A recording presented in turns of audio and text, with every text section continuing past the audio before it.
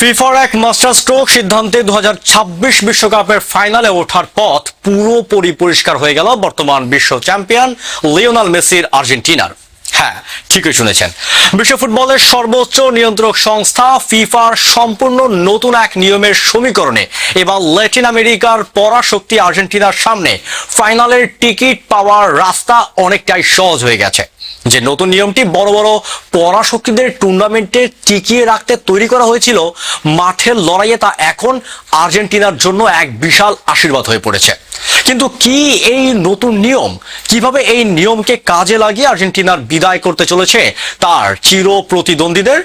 কেন কোয়ার্টার ফাইনালে সুইজারল্যান্ডকে হারানোর আগে আর্জেন্টিনার সেমিফাইনাল এবং ফাইনালের পথ উন্মোচিত হয়ে গেল? চলুন 5 মিনিটের এই রুদ্ধশ্বাস ভিডিওতে ফিফার সেই ঐতিহাসিক সিদ্ধান্তের ইনসাইড স্টোরি এবং বিস্তর রহস্যের নিখুঁত ও যৌক্তিক ব্যবচ্ছেদ করা যাক। বন্ধুরা, 2026 ফিফা বিশ্বকাপের আরম্ভ আরো আকর্ষণীয় এবং বাণিজ্যিক দিক থেকে সফল করতে 2015 সালের নভেম্বর এক যুগান্তকারী নিয়ম আনে ফিফা। নিয়মটি ছিল টুর্নামেন্টের শীর্ষ 4 বাছাই বা পরাশক্তি দেশ সেমিফাইনালের আগে কোনোভাবেই একে অপরের মুখোমুখি হতে পারবে না। যখন এই নকআউটে ড্র চূড়ান্ত করা হয় তখন ফিফা র্যাঙ্কিং এর 1 নম্বর দল হিসাবে স্পেন এবং 2 নম্বর দলে আর্জেন্টিনা। নিয়ম মেনে এই দুই পরাশক্তিকে ড্রয়ের সম্পূর্ণ আলাদা 2 অর্ধে ভাগ করা হয়। একইভাবে অন্য 2 জায়গায় ফ্রান্স এবং ইংল্যান্ডকেও ড্রয়ের বিপরীতে 2 পাশে রাখা হয়েছিল। তবে এই 2 সমীকরণটি বাস্তবায়নের একমাত্র শর্ত ছিল শীর্ষ 4 দলকে নিজ নিজ গ্রুপের চ্যাম্পিয়ন হতে হবে। আর মাঠের লড়াইয়ে বিশ্ব চ্যাম্পিয়ন আর্জেন্টিনা, স্পেন, ফ্রান্স এবং ইংল্যান্ড 4টি দলই গ্রুপ চ্যাম্পিয়ন হয়ে কোয়ার্টারে পা রাখার ফিফায় সেই সমীকরণ এখন শতভাগ মিলে গেছে। চলুন ফিফার এই নকআউট ফরম্যাটের ভেতরের আসল রহস্য ও কৌশলটা তলিয়ে দেখা যাক। এই একই পদ্ধতিতে মূলত উইম্বলডন টেনিস এবং চ্যাম্পিয়ন্স লিগের নতুন ফরম্যাটেও ব্যবহার করা হয়ে থাকে, যা গত গ্রীষ্মের ক্লাব বিশ্বকাপেও সফলভাবে কার্যকর করা হয়েছিল।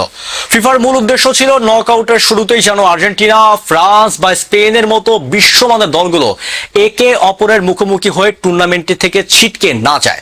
কোয়ার্টার ফাইনালে 4 পরাশক্তি তুলনামূলক সহজ প্রতিপক্ষের মুখোমুখি হচ্ছে।